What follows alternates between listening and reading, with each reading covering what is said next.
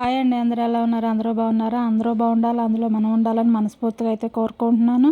ఈరోజు వీడియో అయితే గోరింటాకు గురించి అండి. ఇది ఆషాఢ మాసం కదా, అంతకుముందు ఒకసారి చూపించాను, కోన్తో చూపించాను. అప్పుడు ఇదైతే రియల్గా ఆ చెట్టుకు ఉన్న ఆకుతోటి అయితే చూపిస్తున్నానండి. మాసం అంటేనే గోరింటాకు పండుగ కదండి. ప్రతి ఒక్కళ్ళ ఆడవాళ్ళ చేతుల్లో అయితే గోరింటాకు కంపల్సరీ ఉంటుంది.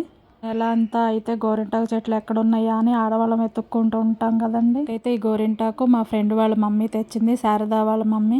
Thanks aunty. గోరింటాకు అయితే ఆషాఢ మాసం స్టార్ట్ అయినప్పుడు అయితే పెట్టుకుంటాము. మళ్ళీ అలాగే ఆషాఢ మాసం వెళ్ళిపోయే టైంలో కూడా అయితే 2 సార్లు అయితే మనం గోరింటాకు అయితే పెట్టుకుంటారండి. గోరింటాకు పెట్టుకున్న దగ్గర నుంచి ఎవరిది బాగా పండింది అని అలా చూసుకుంటూ ఉంటాం కదండి. గోరింటాకు బాగా పండితే మంచి మొగుడు వస్తాడని అనుకుంటూ ఉంటారు కదా. అదైతే ఎంతవరకు నిజమో తెలియదు, కానీ అందరం అయితే ఎవరిది బాగా పండింది, నీదా నాదా అట్లా చూసుకుంటూ ఉంటాము. అయితే గోరింటాకుని ఈనెలు ఏమీ లేకుండా అవంతా ఆకుల వరకు తీసేసుకొని ఒకటి ఒక్క కూడా నలకొట్టే వేసుకున్నానండి. అలాగే మజ్జిగ ఉంటే వేసుకోవచ్చు, పుల్లటి మజ్జిగ. నా దగ్గర మజ్జిగ లేవని నేను పెరుగు అయితే వేసేసుకున్నానండి. అలాగే కొంచెం చింతపండు కూడా నానబెట్టి వేసేసుకుంటాము. అది మెత్తగా మిక్సీ అయితే పట్టేసుకొని గోరింటాకు అయితే ఇలా పెట్టుకుంటున్నానండి. నేనైతే ఆషాఢ మాసం గోరింటాకు నేను పెట్టుకున్నాను, మా పిల్లలకు కూడా అలాగే పెట్టానండి.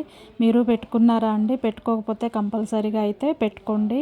ఆషాఢ మాసం అంటేనే ఆడవాళ్ళకి చీరలు ప్లస్ గోరింటాకు పండగ కదండి.